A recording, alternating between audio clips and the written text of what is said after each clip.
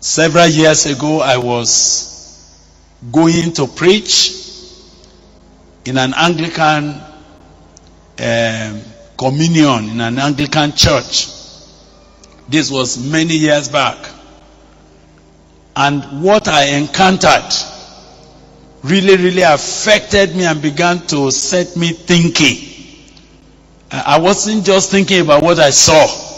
I was thinking about my life. My Lord Bishop here, you will remember we normally go to Nibanla and all of those villages to go and preach. And one of these days we went, and the service ought to start at 10 a.m.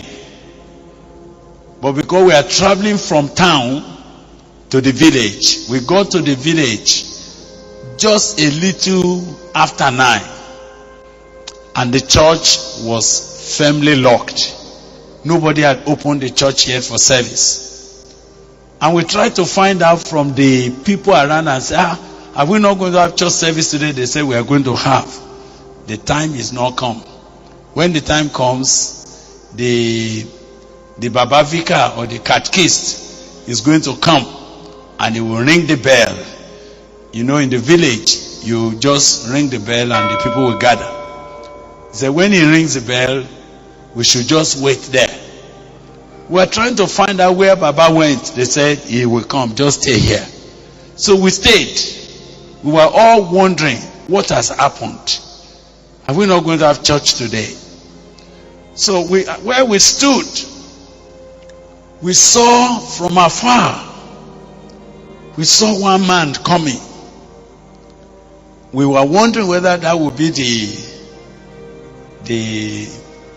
the church leader who is going to lead us in church service that morning. He was coming. Apparently he was carrying a keg of palm wine on his back. He had gone to tap palm wine on the tree and he was coming back. And of course he was drunk. Baba was dead drunk in the morning.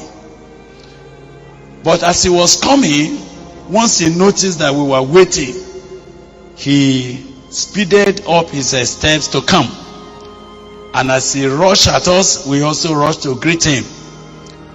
You know, in Yoruba culture where we come from, you don't allow the elder to carry load. So we were to help him to carry the thing he was carrying. But he was too ashamed to allow us to touch the keg of palm wine. So we couldn't. But Baba was drunk. He said we should just give him 5 minutes. He will be here. In 5 minutes, he has rung the bell. In 5 minutes, he has changed. He has put on the cassock and is well dressed for the service. Still drunk. Now, that was not what surprised me. What surprised me was that I went with the churchman's book. We had the churchman's book, the order of service. It was a liturgical service. So, while we went into the vestry and we did all the procession so that we could march into the altar, and the cross was carried and we all were marching in.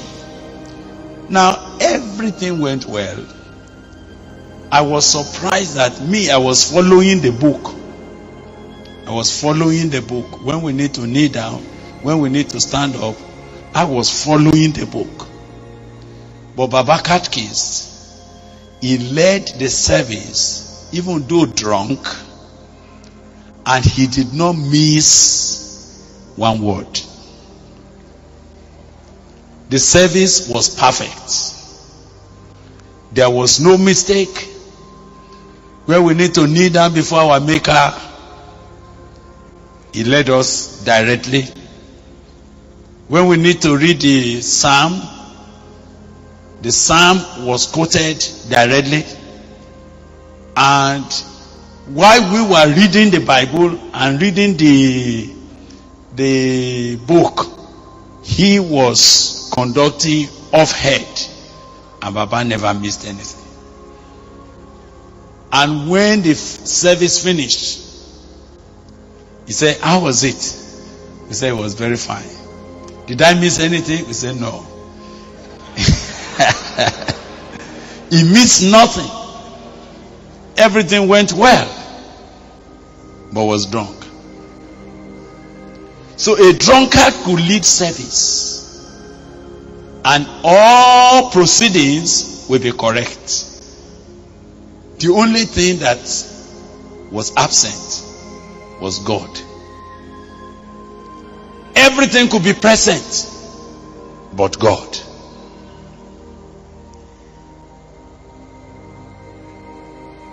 But we went at another time to another church.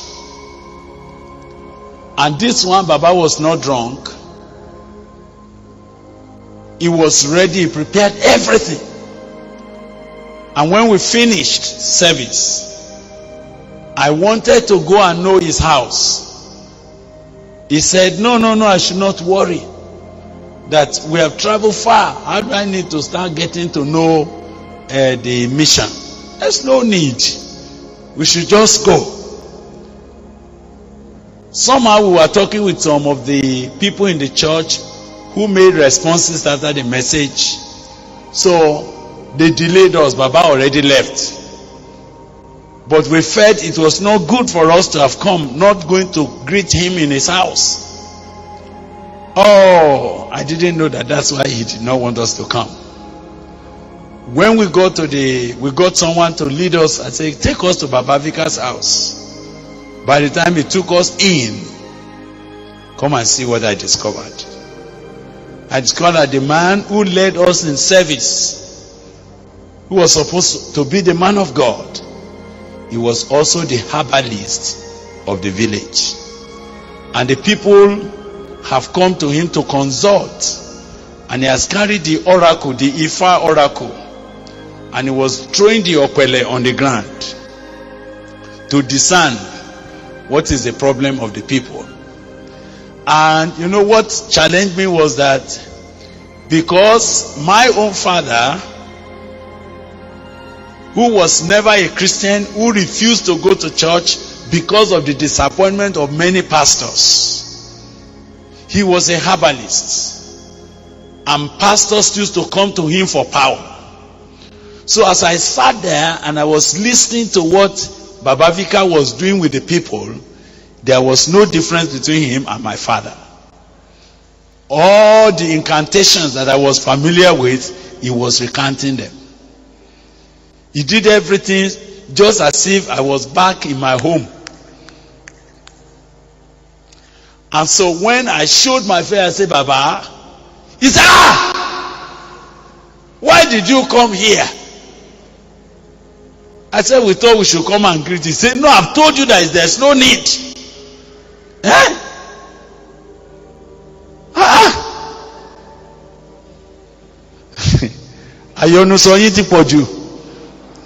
You look into many things. We say, no. He said, and it's not everything your eyes see that your mouth should talk about. Because he thought we were going to report him to the bishop. Of course, I went back to the bishop. I remember the bishop of Ibadan diocese that time. I said, Baba, what is all this? I went this other place, the man is a drunkard. I went this other place, he's a herbalist. You know what the Lord Bishop told me? He said, so what do you want me to do? Should we close down the church? Since we don't have anybody else. Some of you that you know the truth, you are not joining the ministry. Those are the ones I have. I went back with my hand broken.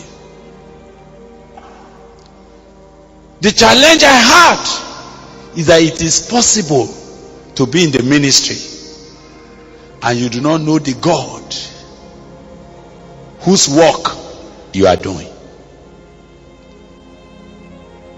It is possible to be doing the work of God for God and yet be a stranger to that God.